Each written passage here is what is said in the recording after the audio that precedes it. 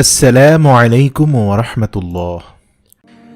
আজকের ভিডিওতে আমরা হায়দারে কারার শেরে খোদা হযরত আলী রাদিয়াল্লাহু তাআলা আনহু এর কেমন ক্ষমতা ছিল সে সম্পর্কে জানব। যার ঘরে ঠিকঠাক মতো খাবারই থাকতো না, যে ব্যক্তি প্রায় ৩ দিন পর্যন্ত রোজা রেখে কাটিয়ে দিতেন, আবার ইফতারের সময় পানি পান করে ইফতার করতেন, কিন্তু তবুও যখন আপনারা হযরত আলী রাদিয়াল্লাহু তাআলা আনহু এর ক্ষমতা সম্পর্কে জানবেন তখন আশ্চর্য হয়ে যাবেন। আর এজন্যই ভিডিওটি শেষ পর্যন্ত দেখুন। উহুদের যুদ্ধ এবং বদরের যুদ্ধের পর আল্লাহ রব্বুল আলামিনের দয়াতে মুমিনরা খুবই শক্তিশালী হয়ে গিয়েছিলেন।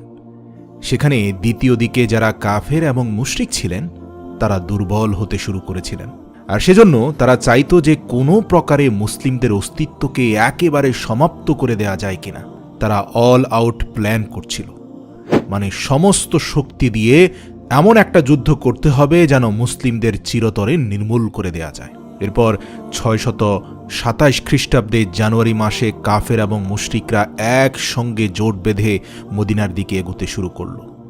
এই খবর যখন মুহাম্মদ সাল্লাল্লাহু আলাইহি ওয়াসাল্লামের কাছে পৌঁছালো, তখন রাসূল সাল্লাল্লাহু আলাইহি ওয়াসাল্লাম তার সমস্ত সাহাবা কেরাম রাদিয়াল্লাহু তাআলা আনহুদের ডেকে বললেন, একদিকে আরবের সমস্ত মুশরিকরা জোটবদ্ধ হয়েছে, আর অন্যদিকে আমরা সামান্য কয়জন মুসলিম।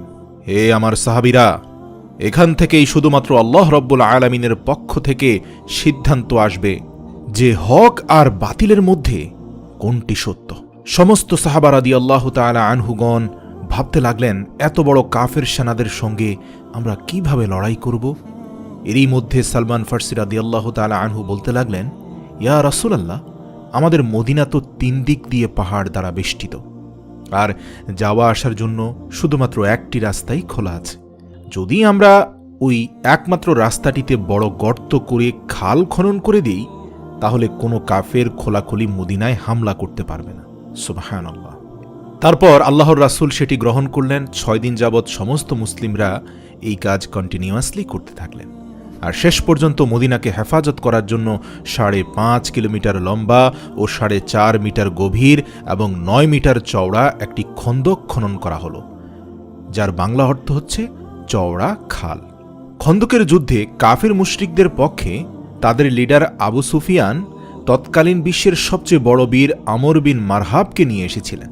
আরবের বড় বড় পালোয়ানেরা পর্যন্ত আমর বিন মারহাবকে ভয় পেত।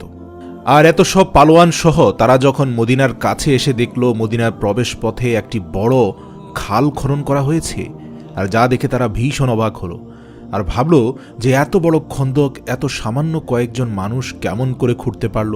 এবার আমরা মদিনার উপর আক্রমণই বা কিভাবে করব। এরপর তারা ৬ সপ্তাহ পর্যন্ত মদিনার বাইরে বসে অপেক্ষায় থাকলো সুযোগের জন্য। তারপর আমর বিন মারহাব বলল, এটা তো আমাদেরকে অপমান করার জন্য করা হয়েছে, আর আমি এই খালের পাড়ে বসে মদিনাবাসীদের অপেক্ষা করতে পারবো না। আমি এখনই খাল টপকে মদিনায় ঢুকছি। যেই কথা সেই কাজ। সে মদিনায় প্রবেশ করলো খাল টপকে, তারপর জোরে জোরে চিৎকার করতে লাগলো, বলল, হে মুসলমান মিথ্যাবাদী কাপুরুষেরা, যদি ক্ষমতা থাকে তাহলে বেরিয়ে এসো আমার সঙ্গে মোকাবেলা করতে, অথবা আমার হাতে হত্যা হয়ে যাও। এমন কথা শুনে সমস্ত মুসলিম নিজের চক্ষু দৃষ্টিকে নিচে করে রাখল আর চুপচাপ থেকে গেল। এরই মধ্যে হযরত আলী রাদিয়াল্লাহু তাআলা আনহু খাড়া হয়ে দাঁড়ালেন আর বলতে লাগলেন, ইয়া রাসূলুল্লাহ, আপনি আমাকে অনুমতি দিন, আমি সেখানে যাব। মুহাম্মদ সাল্লাল্লাহু আলাইহি সাল্লাম বলেন, হে আলী, তুমি বসে পড়ো। তুমি কি জানো তোমার সামনে কে আছে? তোমার সামনে বিশ্ববিখ্যাত পালোয়ান আমর বিন মারহাব আছে, যার সঙ্গে তুমি মোকাবেলা করতে পারবে না, কেননা তুমি এর মোকাবেলাকারী নও, আর তোমার বয়সও এখনো কম। সে সময় আলী রাদিয়াল্লাহু তাআলা আনহু এর বয়স ছিল মাত্র 23 বছর। তারপর ওমর বিন মারহাব চিৎকার করতে করতে আবারও বলতে লাগলো, এই মুসলমানেরা, কোথায় তোদের সেই জান্নাত যেটির দাবি করিস? হেরে যাবি ভেবে মাথা নিচু করছিস, লজ্জা করে না? তোরা না শহীদ হলে জান্নাতে চলে যাবি? তোদের মধ্যে কি এমন একজনও নেই যে জান্নাতের সুগন্ধ পেতে চায়? মুসলিমদের মধ্যে বড় বড় বাহাদুর পালোয়ান বসেছিল, যারা কেউ লড়চড় করছিল না, সবাই চুপ ছিল। কিন্তু আবারও বসে থাকতে পারলেন না আলী রাদিয়াল্লাহু তাআলা আনহু। আবারও সোজা হয়ে দাঁড়িয়ে রাসূল সাল্লাল্লাহু আলাইহি সাল্লামের দিকে তাকিয়ে বললেন, ইয়া রাসূলুল্লাহ, আপনি শুধুমাত্র আমাকে অনুমতি দিন, আমি এই জালিম শয়তানের মুখ বন্ধ করে ছাড়ব। তখন রাসূল সাল্লাল্লাহু আলাইহি সাল্লাম আবারও বললেন, হে আলী, তুমি বসে যাও। তুমি কি দেখতে পাচ্ছ না তোমার সামনে অমর আছে? এরপর রাসূল সাল্লাল্লাহু আলাইহি সাল্লাম নিজে বললেন, কে এমন আছো যে এই কাফেরের মুখ বন্ধ করবে? এমন কথা শুনে সবাই নিজের নজরকে নিচের দিকে রাখল, আর সবাই বলতে লাগলেন, ইয়া রাসূলুল্লাহ, আপনি কি জানেন না এই আমর বিন মারহাব এক হাতে উটের বাচ্চাকে ধরে রাখে আর অন্য হাতে শত শত শত্রুদের উপর একসাথে তরবারি চালায়? এই শয়তানের সঙ্গে কে লড়াই করতে পারবে? এরই মধ্যে হযরত আলী রাদিয়াল্লাহু তাআলা আনহু সুদৃঢ়ভাবে তৃতীয়বারের মতো দাঁড়িয়ে গেলেন আর বলতে লাগলেন, হে আমার আকা, আপনি আমাকে শুধুমাত্র অনুমতি দিন, আমি এই কাফেরের মুখ চিরতরে বন্ধ করে দেব। তৃতীয়বার বলার পর হযরত আলী রাদিয়াল্লাহু তাআলা আনহুকে রাসূল সাল্লাল্লাহু আলাইহি ওয়াসাল্লাম যাওয়ার অনুমতি দিলেন। অনুমতি পাওয়ার সঙ্গে সঙ্গে হযরত আলী রাদিয়াল্লাহু তাআলা আনহু এক হাতে ঢাল, অন্য হাতে তরবারি নিয়ে আমর বিন মারহাব এর নিকট পৌঁছে গেল। আমর বিন মারহাব এর সমস্ত শরীর লোহার চাদর দ্বারা ঢেকেছিল, অর্থাৎ তার কাপড় লোহা দ্বারা তৈরিকৃত ছিল, এমনকি তার টুপিও লোহা দ্বারা তৈরি ছিল। আমর বিন মারহাব নিজের সামনে হযরত আলী রাদিয়াল্লাহু তাআলা আনহুকে দেখে বলতে লাগলো, তুমি আবার কে? এই যুবক, তুমি কেন এখানে মরতে এসেছো? এটা শুনে হযরত আলী রাদিয়াল্লাহু তাআলা আনহু বলতে লাগলেন, আমি কারারে হায়দার, আমার মা আমার নাম রেখেছে হায়দার। আপনাকে জানিয়ে রাখতে চাই, হায়দার খুবই শক্তিশালী দক্ষ একটি সিংহকে বলা হয়ে থাকে, আর কারার বলা হয়ে থাকে ফিরে ফিরে আক্রমণকারীকে। আর এজন্যই আলী রাদিয়াল্লাহু তাআলা আনহু এর উপাধি হল কারারে হায়দার, অর্থাৎ ফিরে ফিরে আক্রমণকারী সিংহ। আমর বিন মারহাব আবারও বলতে লাগলো, তুই যেমনভাবে এসেছিস বাছা, সেভাবেই ফিরে যা, কেননা আমি বাচ্চাদেরকে মারতে চাই না। হযরত আলী রাদিয়াল্লাহু তাআলা আনহু বললেন, কিন্তু আমি তো তোকে মারতে এসেছি। এমন কথা শুনে আমর বিন মারহাব প্রচণ্ড রাগান্বিত হয়ে গেল, আর সেজন্য এগিয়ে এসে হযরত আলী এর উপর প্রচণ্ড জোরে হামলা করল। হযরত আলী রাদিয়াল্লাহু তাআলা আনহুর ঢালের উপরে এত জোরে আঘাত পড়ল যে তার ঢাল দুই টুকরো হয়ে তরবারির কিছুটা আঘাত আলী রাদিয়াল্লাহু তাআলা আনহু এর ঘাড় মোবারককে ক্ষতবিক্ষত করে দিল। কিন্তু এবারে হযরত আলী কারারে হায়দার হলেন, অর্থাৎ ফিরে ফিরে হামলা করতে লাগলেন।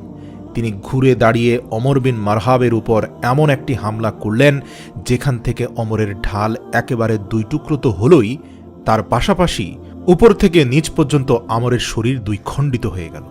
বলা হয়ে থাকে, ইতিহাসে এত জোরে তরোয়াল দিয়ে কেউ কাউকে আঘাত করতে পারেনি, কেননা আলীর এক আঘাতে অমরের ঢাল দুটুকরো হল।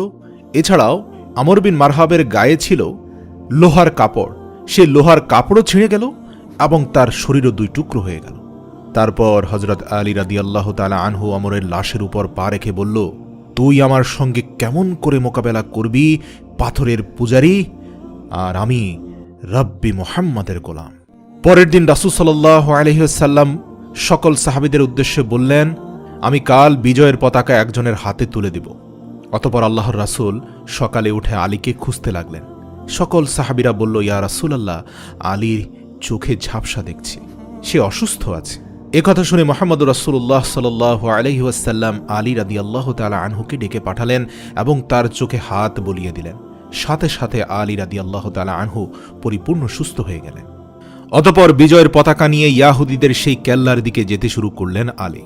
সাহাবায়ে কেরাম রাদিয়াল্লাহু তাআলা আনহু যখন হযরত আলীকে দেখেছিলেন, তখন তাদের মনে যশ মনোবল আরও বৃদ্ধি পাচ্ছিল। হযরত আলী যখন ইয়াহুদীদের সেই কেল্লার কাছে পৌঁছালেন, তখন তিনি দেখলেন সেই কেল্লার যে প্রধান দরজা সেটি খুবই বড় ছিল এবং সেটি বন্ধ ছিল। সেটিকে ৭০ জন মানুষ একত্রিত হয়ে তারপর বন্ধ করত। এরপর হযরত আলী রাদিয়াল্লাহু তাআলা আনহু এক হাত করে তলোয়ার চালাতে শুরু করলেন, আর অন্য হাতে এসে দরজাকে হিলাতে হিলাতে উপড়ে ফেললেন, আর সাহাবায়ে কেরামদেরকে বলতে লাগলেন, আপনারা সকলে এই কেল্লার মধ্যে প্রবেশ করেন। আর তারপর হযরত আলী রাদিয়াল্লাহু তাআলা আনহু সেই সময় পর্যন্ত দরজাটিকে উপর করে রেখেছিলেন যতক্ষণ পর্যন্ত মোটামুটি ৬০০ জন সাহাবী রাদিয়াল্লাহু তাআলা আনহু সেই কেল্লার মধ্যে প্রবেশ করতে না পেরেছিল। যখন সমস্ত সাহাবায়ে কেরামগণ সেই কেল্লার ভেতর প্রবেশ করলেন, তখন হযরত আলী রাদিয়াল্লাহু তাআলা আনহু সেই দরজাটিকে ছুঁড়ে ফেলে দিলেন এবং সেটি আলী রাদিয়াল্লাহু তাআলা আনহু এর কাছ থেকে কয়েক গজ দূরে গিয়ে পড়ল। তো যার শক্তি ৭০ জন মানুষের সমান ছিল, তিনিই তো শেরে খোদা আলী রাদিয়াল্লাহু তাআলা আনহু।